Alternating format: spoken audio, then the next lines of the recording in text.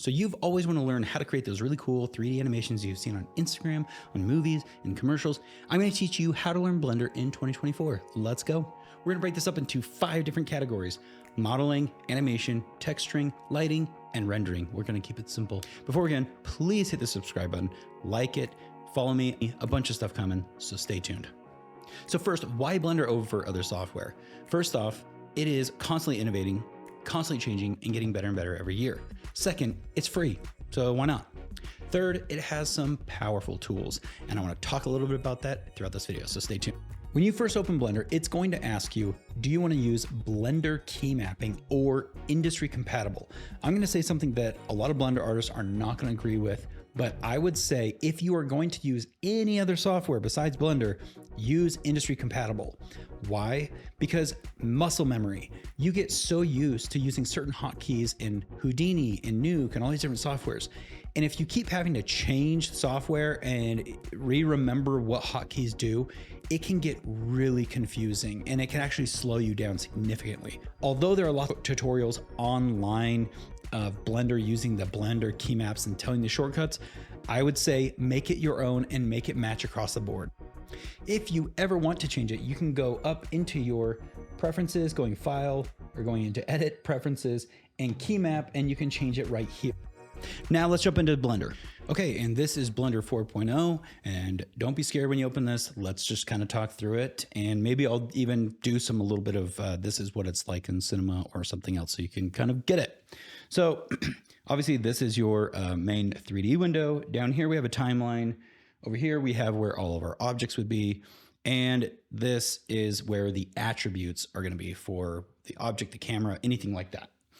So right off the bat, in this window, well, let me just first show you how you can do some different layouts. So when you click up here, this button right here is going to allow you to look at different things. So you can see the UV editor, compositor, shaded editor, animation stuff, scripting, data. So that's how you can change these windows up and to whatever you want. If you also go to the bottom of any corner and you see this little target sign that shows up, if you drag this, it'll actually split the windows.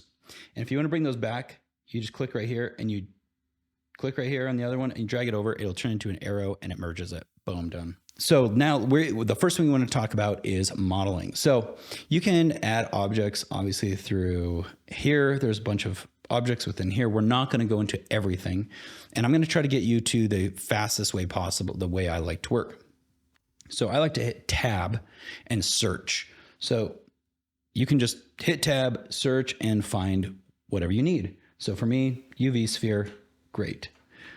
And you can navigate using this thingy if you'd want. This is zoom. This is kind of moving around, but I'm just going to be using, I have a little pen, but yeah, you can navigate however you want. Now to see what's in this viewer, you also can, there's options to see, if you want to turn some things on and off, you can turn these things on and off right here. So if you don't like the floor grid, you can turn that off in here.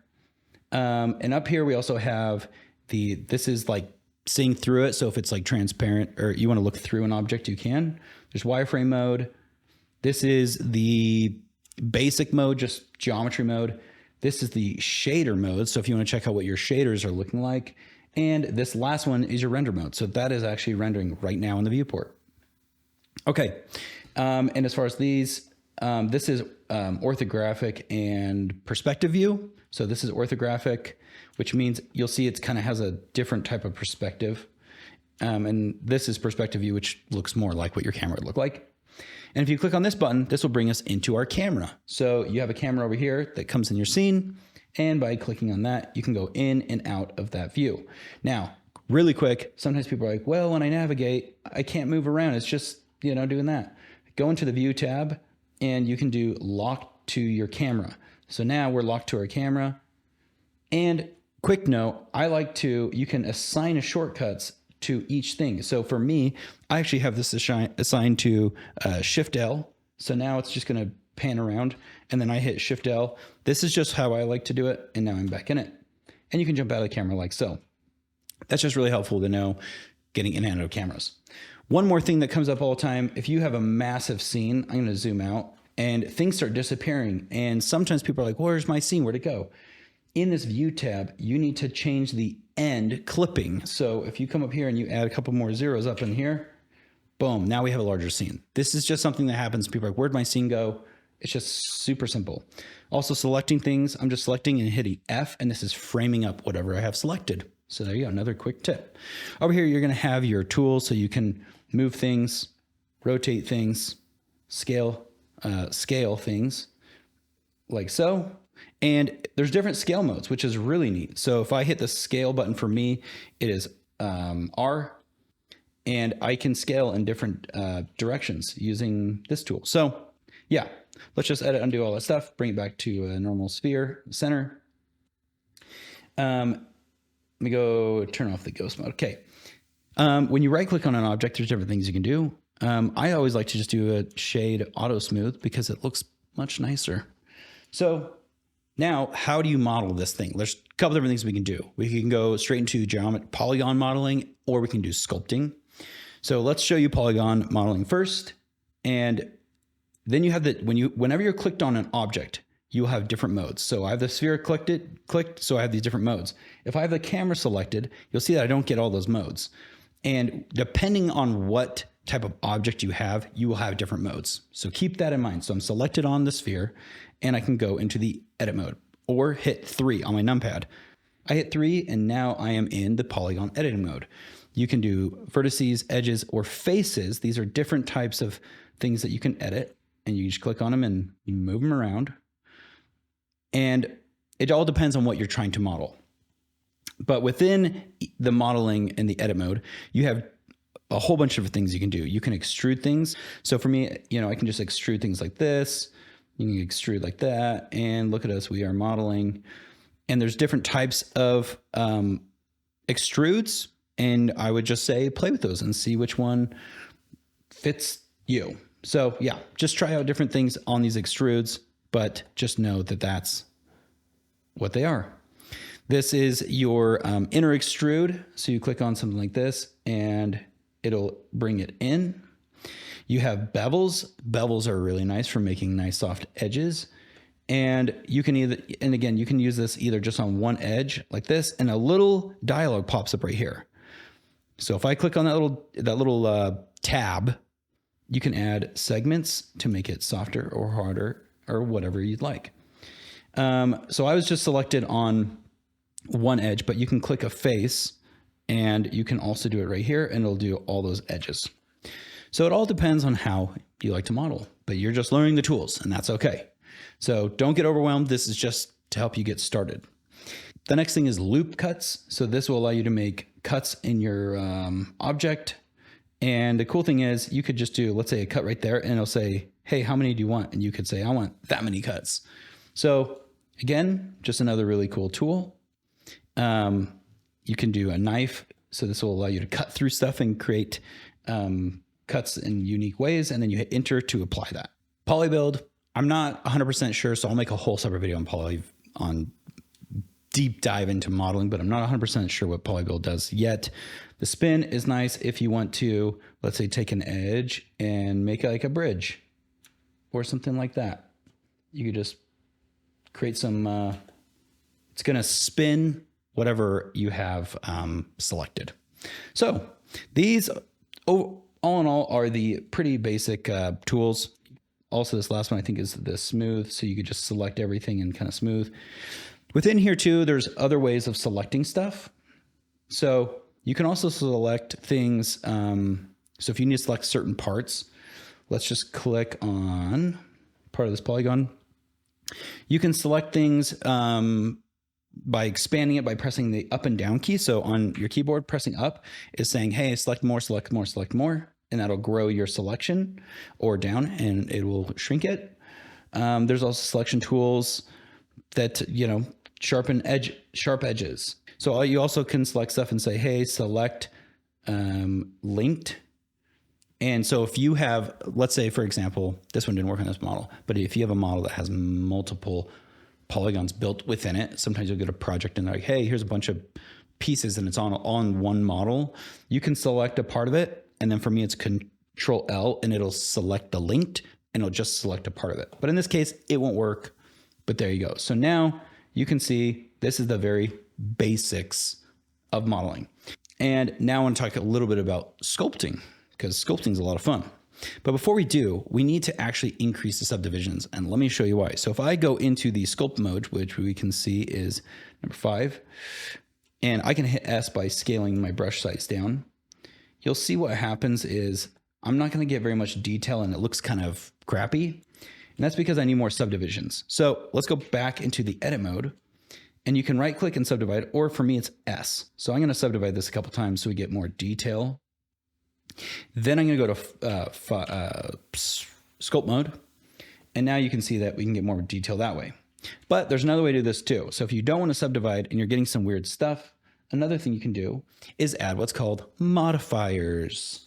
You come in here, you add a modifier. So this is how you make things. You can deform stuff. You can add a bunch of other stuff. And there's so many things. Each of these would take a different lesson. But you can come in here into deform, and we can add a generate subdivisions. And we're going to say turn the subdivisions up. So now we're going to get what will appear to be a smoother ball. And then when we go into the sculpt mode, you'll see I'm going to get much smoother results. How awesome is that? Okay, so let's talk about sculpting. Sometimes I like to come in here and I like to change the object mode, the way I'm viewing it. This is just the way I'm viewing it. And here you could say we want it to be in a flatter look and we want it to look like clay or something else. You can come in here and select one of these. And this is just sometimes an easier way to see what you're doing in your object. I'm also going to come in here and say turn off the floor because that's distracting. And you have all these brushes. Again, I'm not going to go, could be a whole nother lesson, but you have all these brushes to be able to sculpt. And there's draw brushes. Again, changing my size, I can hold down S and scale this up or down to sculpt. And you can also turn on symmetry mode. So if you know that you have an object that needs to be sculpted the same, you'll see blue dots on both sides. So if you need to use some symmetry, there you go. And again, I'm not going to go into every single brush because there are so many, but come in here and just play with them. And it's a lot of fun. And if you hold control, it will do the inverse of what you're wanting. So if this is extruding, painting and making it larger, I'm going to crank the strength up so you can see. If I hold control, and now it's going to go inward. So now we're going to be cutting in. So you can play back and forth just by tapping your keyboard on control and doing stuff like that. Again, there's so many different tools in here. You have smoothing. So if I want to smooth this thing out, I can do that. Again, different symmetry modes on different sides. It all depends on what you're doing. And then we're going to go the next thing, because we're not going to, again, go into every single one of these, but I want to scroll down. You have these incredible paint tools. There are so many different tools in here that you can play with. But this is just the quickest way. If you were like, I just want to paint on something really quick, yeah, you can come in here and do this super fast. How cool is that? So that is the very, very, very basics of modeling and sculpting. Super basic. Again, hit 4, get back to your object mode. Now let's talk about shading and texturing. So I'm first going to go click on this button, which is our shader window. And down here, right now we have our timeline, but I'm going to switch this to the shader editor. When you click on the object, you'll see nothing is happening. So there's a couple different ways to add a material. You can click, when you're clicked on the object and you click down here, there is a new. So once I hit new, I finally have an object. You also can, when the window's blank right here, you can add one right there. But now, once you have this, you can start changing the color. So this is your base color. This is how metallic you want it. This is like the roughness. Basically, if you like metal, how shiny or not shiny it is. We're gonna go super shiny for now. There's also transparency, so we could turn the alpha on or low, so it's how transparent. IOR deserves its own lesson, but just leave this for now. Normal is like bump, So if you want to add like a bump map or anything like that, we could do that. And then you have subsurface scattering. So this is regards to how light scatters within an object. So if you have something really fleshy looking, that's how you would get something like that. And then you have the radius of that. We'll dive more into that. Specular. So this is your IOR level. And you have, I don't know how to say this, anisotropy. Essentially, this is like when metal has like a brush to it and the shine stretches kind of like that. And then you can rotate that. And let me see if I can show you in the render window. Okay, so you can see if I add this in, it's going to start stretching, stretching my speck, my reflections. It'll like stretch it, and you can rotate it any which direction. But we're going to turn this off because we don't really care about having that. Transmission. So I'm going to turn off the metalness, and you can see that now, because the metalness was on, I couldn't see the transmission level.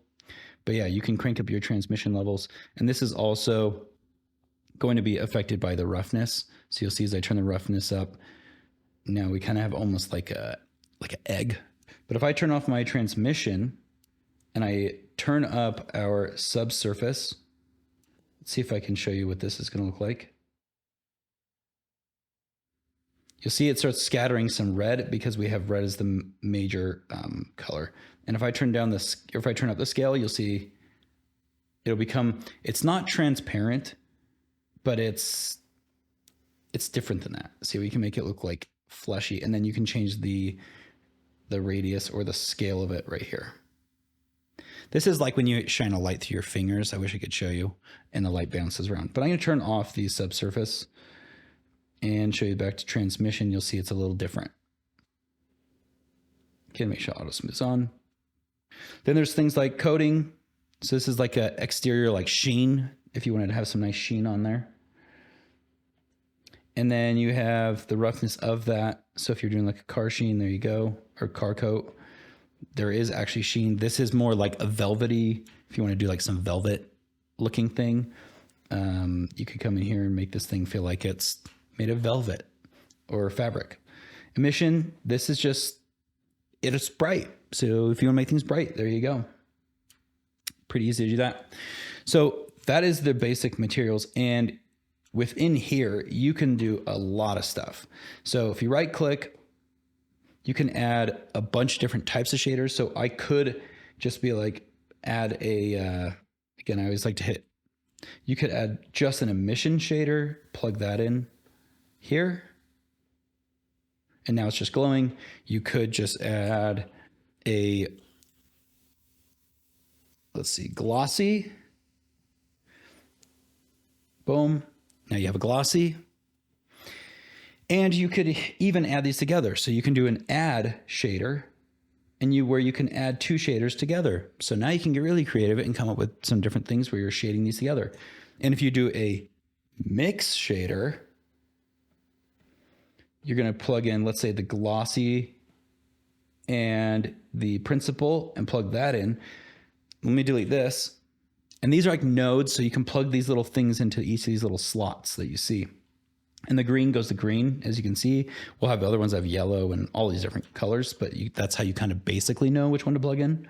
And the factor is like, is it more this one or that one? And you can add in textures that drive the factor. So give you a quick example. You could create a noise texture. You could plug this noise texture into the factor. And now you can see on our object that there is some noise that is mixing the two shaders. So with all of this type of stuff in mind, you could even plug the same shader into, let's say we wanted it to go into our color, and we'll see what the noise looks like. But why can't we see it? Well, that's because we need to be, I'm going to only look at this one. So we can see the noise on the object. And I'm going to go back into the shader mode. Maybe we can see it too in here. So you can see all that noise. Also, another quick tip. So if you ever want to solo and look at one thing, if you hit Control Shift and click, now you can just solo that one thing. This is super helpful if you're just, it's hard to kind of tell what's going on, especially if you have multiple textures, materials, and things like that. You just Control Shift and click on the node, and you can quickly preview what you need. So there you go, quick tip. Okay, so like I said, we can plug different things into here. You also can mix stuff. So if we have this into the color, and if we add a mix color, and we plug this in, but we say, hey, we don't want this in the A, kind of like we talked before, put that in, and I'm gonna use this factor, this is black and white, into the factor. We can then say we want 2 different colors right here, and now you're able to just mix colors. You'll use this type of thing a million times. So I always like to tell people, there you go, use a mix. We also could create a, you can toggle and close these things down if they're too big, like that. You also can add, let's say another, let's say a checker texture. And if you want to know where these textures and all these things are, if you want here, there's inputs. These are going to give you more data-driven things, so like color attribute, curves, anyway, a bunch of other things. Your output is going to be this output at the very, very end, right there. And then you're going to have colors. You know, this is like, if you want to change your colors, converters, mixes, math. So if you want to add something on top of this, what we're using with the mix, you have different shaders. So we talked about those. They have hair, glossy, emissions. We showed you those. Tune, just so many things to play with. And we're not going to go, this again could be its own lesson, but we're going to go through this quick. Textures, and this is where I'm kind of pulling those noise textures. This is also where you bring in image textures. So if you're like, hey, I want to bring an image into this, how do I do that? Right here. You can click on open. And you could see, why isn't this image showing up on here? We'll show you in a second. But we could plug this into our base color. And right now you can't tell what's going on. And that's because we might not have our UV set up properly. And that's also part of adding textures. You can have procedural textures like this noise, but if you have textures like this, like an image, you need to unwrap. It's like having like a blanket wrapped around an object, and you have to like unwrap it and lay it out flat.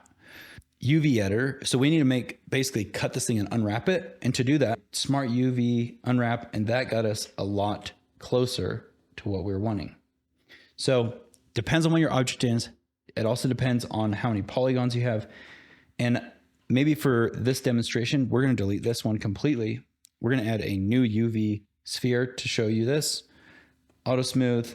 And if you want to apply, this is actually a good lesson to show you how to apply a material back on. You just click on the object and you come in here in your shader editor, and there's the material we made before. And now you can see, there we go, we have that in there.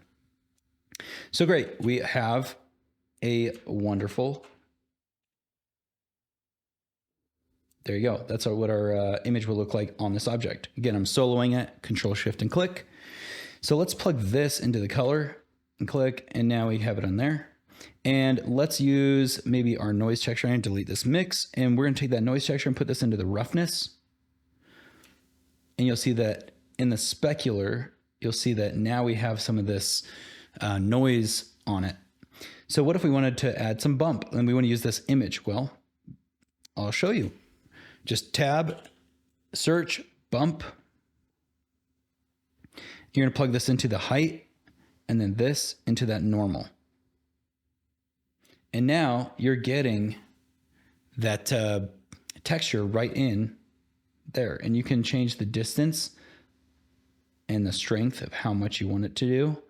But now you can see that we're getting some of that leaf texture on there. Pretty cool. How would I apply a material to only a certain part of our object? This is something that for a long time, I don't know why it was hard to find, but I'll show you. So the way you do that is you have to go back into the editor mode. And let's say on these little 4 polygons, we want to put another material. So with those selected, go down to your material and you're going to hit plus. So that our object can have multiple materials on it. So I'm going to hit plus and then I can hit new. Now nothing's happened yet. And you're probably wondering why. You have to hit assign. When I hit assign, I now have a material that is applied only to that special part. And you can see it like that. So if you ever want to, do something like this, and let me show you again, you can also do what's called a random selection. And I can't remember the hotkey, so we're going to go to here and select random. Let's say we want to create a new material. Hit plus, new, hit assign, and now we have 3 materials on 1 object. So there you go. That's how you kind of basically add stuff in there. So what if we wanted to paint on an object? I will also show you that quickly. We're going to create another new sphere and create a new object. And remember that painting that we did on the sculpt. So if I go to sculpt mode really quick, we're going to do a quick paint. There we go. Because we were looking in shader mode and it actually isn't shading it. We're just painting on the polygons. So how do we apply this paint onto an actual material? So we're going to go back into the object mode and there's the geometry looking mode and there is our shader mode. Again, not working because we have this shader on here. So if we want to add this color, we type in color attribute.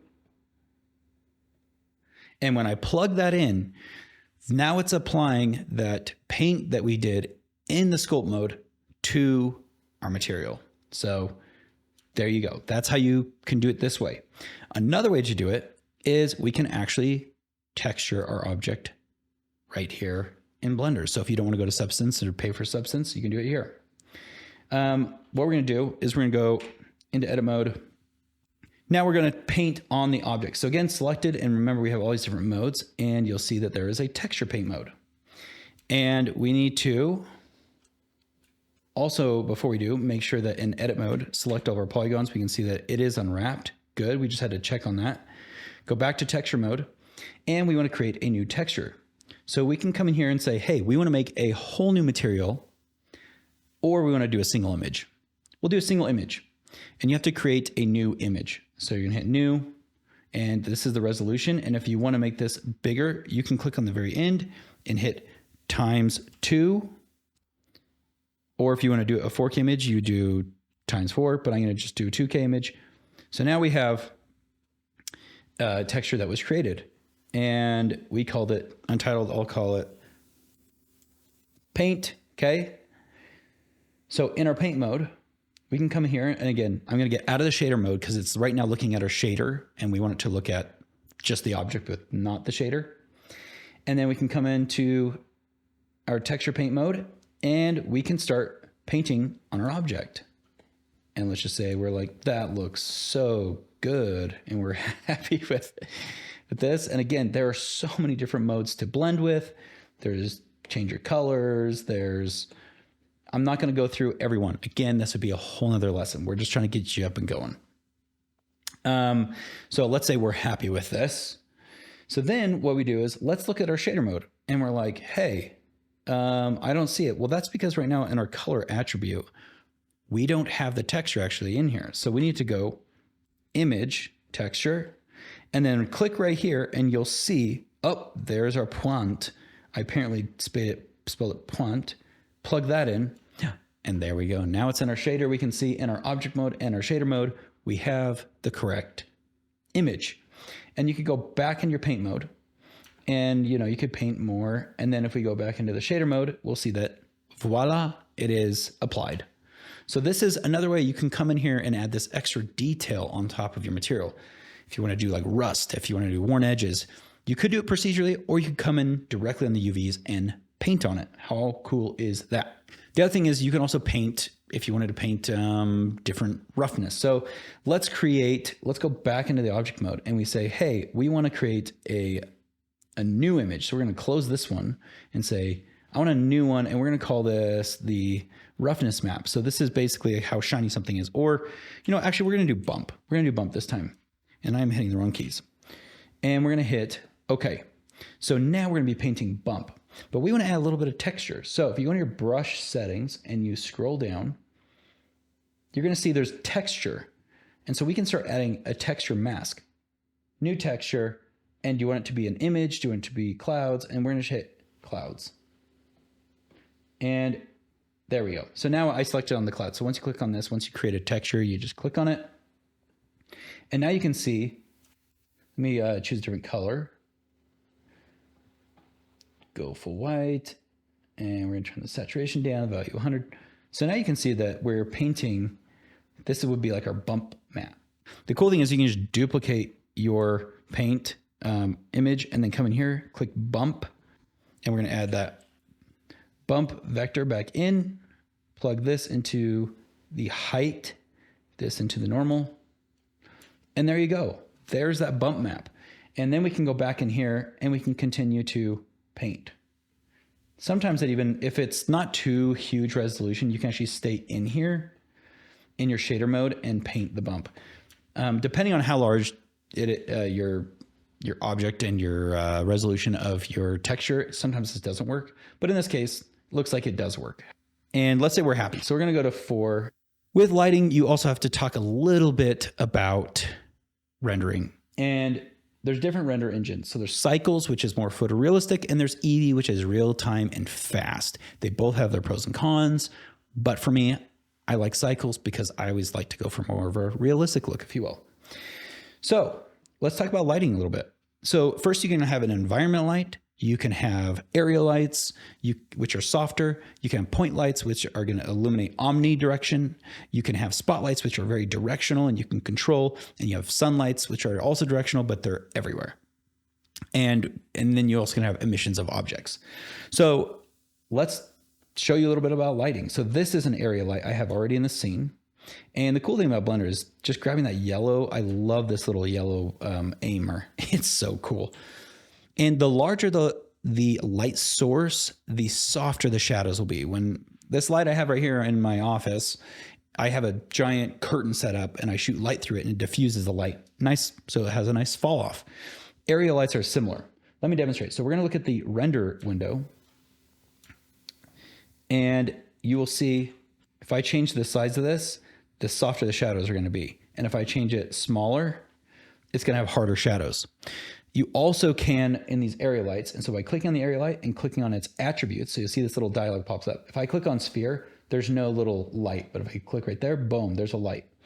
And within this, you can change the spread angle. So this is like, imagine it having like a cone and it's doing this. So it's like when it's 180, it's all the way out. But if I turn that spread down, it's going to get like this and be more sharp. So clicking on this light, watch the spread angle.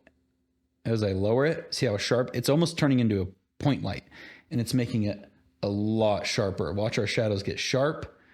And that is a really sharp, it's just like a spotlight.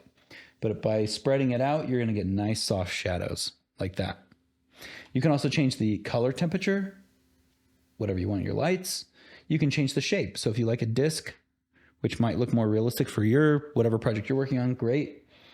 And, they have an ellipses, they have rectangles, whatever you like, and the size. So depending on what you are trying to create, there you go. You can use this however you would like. Spotlight. Spotlights are great for backlights. They're good for a lot of stuff, but let's just crank this thing up. Boom, spotlight. So again, you have your spot size, and you have the blend. So this is, watch the edges right there, that'll blend out. It can be sharp or it can be soft. And you can show the curve and kind of use this also to help you determine a couple things. Or show the cone so you can see where it's aimed. But again, I love that you can just quickly aim this. And this is crazy, this is real-time rendering. So there's your spotlights. You can add textures into these too. We're not gonna go into all that. Again, that could be a whole nother lesson. We're just getting you guys going. We also have a point light. And by the way, these little eyes, this is for your display and that's for render. So if you have this on and that off, you won't see this in the display, but it will render. So I sometimes will turn, depends on what I'm doing, but I'll just turn those on and off. There it is. Again, it's omnidirectional. And so you can do a bunch of things. You can change the radius. There's a lot with lights. There's one more thing I want to show you guys that's important. And that is going into the visibility of the light. I can say, hey, spotlight, don't affect my diffuse, but affect the glossy, or affect the glossy, but don't do the fuse. Anyway, you can have the lights only affect certain things if you really know how to control your lights. There's also light linking, which means, hey, this light only affects this object. We're not going to go into that today. Again, that's another light lesson that I will create. There's also your spherical light, your environment light. So this is just your HDRI, your spherical light. And to change that, we're going to open up this and we're going to go into the shader editor. So we've been using the object when we were doing the materials, but now if you go click right here and you go into world, this is going to where you would create the quote unquote material for your HDRI, your environment light. So it's background. You can turn up or down the strength, how bright it is, and you can plug in an image. So I have an image right here plugged in, which is this spherical map, and you can get these at Polyhaven for free. Polygon, there's a bunch of places where you can get these. But if I unplug this, now it's just gray, or I can have it be blue, or so this is just an ambient light. The sky texture. This is going to create a way for you to have a sunlight or an entire sky. You can see there's the ground, there's the sky, and there's a little teeny sun. You can change the sun size like that. And if you have a larger sun size, the softer the shadows will be. Watch this, you turn it down, the shadows are going to get harder or softer depending on your sun. You can change the elevation, and this is going to change when you're changing elevation. It's also going to change like the or the intensity, sorry, or the elevation is going to change. Watch how it'll get warmer as that goes down, like the sun. So yeah, you can change all of this stuff pretty quickly. And the rotation, so where is it going to be around your object? There's a bunch of cool tools and things you can do with the sun if you don't have an HDRI, so you can quickly make stuff like that. Now let's talk about animation. So how do we get this thing to move? We're going to animate a camera, we're going to animate this object, and then we can render this thing out. From the shader to, let's do the dope sheet. Let's first animate our object. What do we want this object to do? There's different ways to add keyframes on an object. You can click on the object, and whatever you're hovered over, you can add a keyframe by just hitting insert keyframe like that, and it'll turn yellow. I have mine set to S. So whatever I'm hovered over and I hit S, it will add a keyframe. So I can hover over the location, move it, change the location, hit S again, and now I have animation.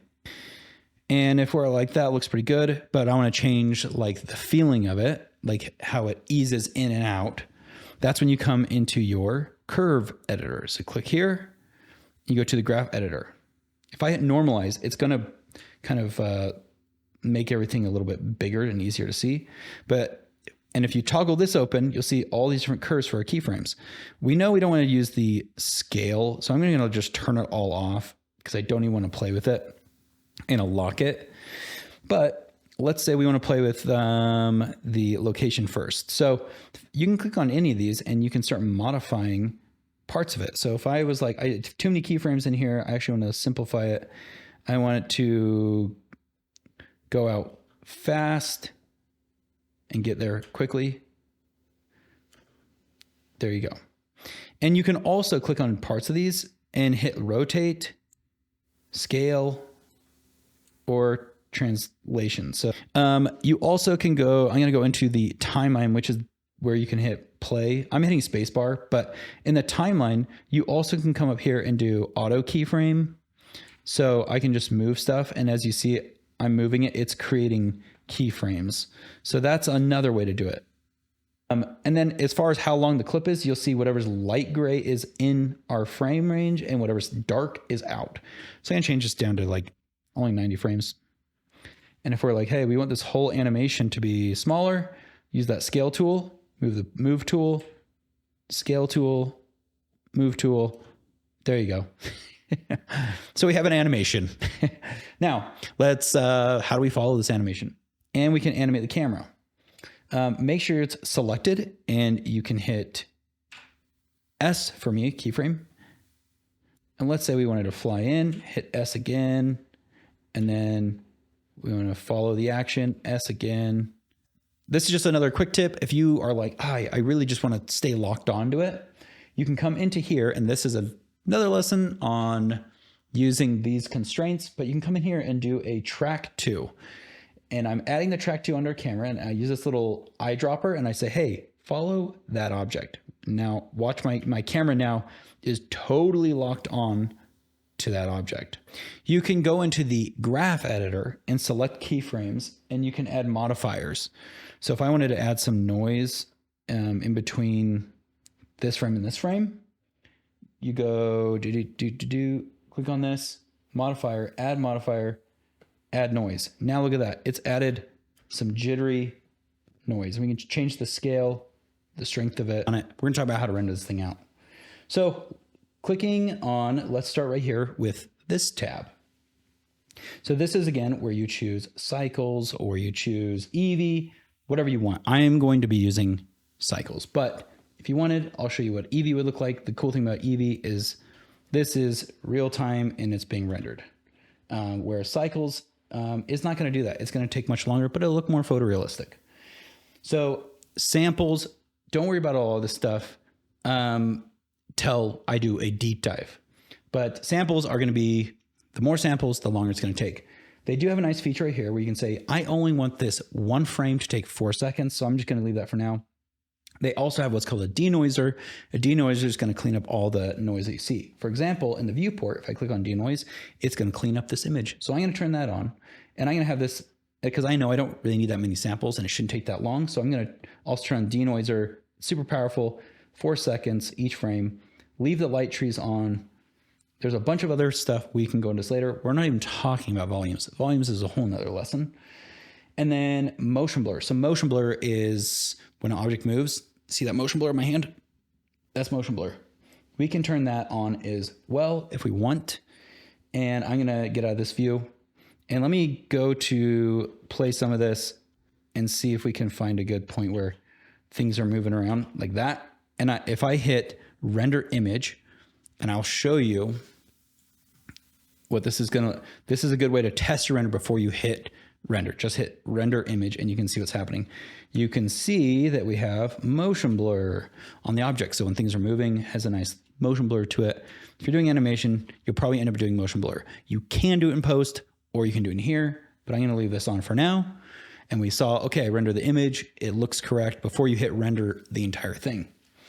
So you also have in the film parameters, transparent background. So if we want to see that environment light, we could turn that on, or you can have it be transparent if we want to put something in later.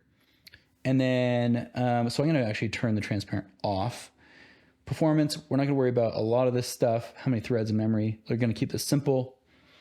Color management, I have mine to AGX, which is a color, that's another video, but it is basically how it interprets color and light and how much dynamic range, as in, can it see really bright and really dark stuff? Can it see really saturated stuff? That's what that is, but just AGX, just use it as AGX. Exposure is how bright or not bright. For example, I have my exposure low, but I could turn this up, set it to 0, set the center to, 1. And there you go. So that's pretty much what it'll look like. And then let's say we're happy with this, and now we want to render this out. Go to this next tab. This is the resolution, so 1920 by 804, but we're going to change it to the classic 1080. So now you can see it changed my frame and the frame range. So we have it set to starting at 1 frame, go to 90. And so we'll close that. And then the output. So the output, this is the path. It's saying, where do you want me to save this? So it's called ball and it's in that folder. So that's where you name it. And then we're going to close this. And now the file format. So PNG is a lower image file, but it won't be as big and it won't look as nice. I always suggest use OpenEXR. Now, if you have multiple, I guess we have to talk about this. If I change this from EXR to multi-layer EXR, this means your image file has multiple things in it. And to see what can be put in it, you go into this tab and you can say, I want to see just the reflections. I need the masks. I need all these little attributes that you can use in compositing. But if you're not using any of those things and you just want a pretty image and you're not worried about doing this, which again is another video, then I would say just keep it on OpenEXR. It'll look much better. So just OpenEXR. Files are bigger, but it'll look better. So once you have that set up, the path, the name, the file format, then you just go up into render and you click render animation. And when you hit render animation like this, you will see. And also on your window display, change it back to one of these because it will render each frame as it's going. So now you can see our object is being rendered, and you can see the samples up here counting. It's only going to do 4 seconds per frame, and it's going to render the entire sequence out. And when it's done, we'll take a look at it. And voila, you've made your first animation. Now, it looks a little weird in this viewport because I don't have the gamma set up, but if I brought this into After Effects or Nuke, which I would say bring it into Nuke, and just to show you in Nuke, this is me bringing it over and using the AGX color config and showing you that, yes, it'll look the same. Yeah. So there you go. Thank you so much for watching this whole video. I really do appreciate it. I know it's been a long time, and please hit the subscribe button. I have more of these videos planning to come out soon. We have courses coming out. And guys, if you want some cool resources, look in the description. I have a bunch of cool people that I'm affiliated with that have great plugins that I use all the time. We also have some free stuff at vfxcentral.net, and we have some cool courses if that's something you want to learn. So please check it out. Also, if you want to check out some other cool videos, click on the video that's going to be playing around here. Thank you again, and we'll see you in the next video.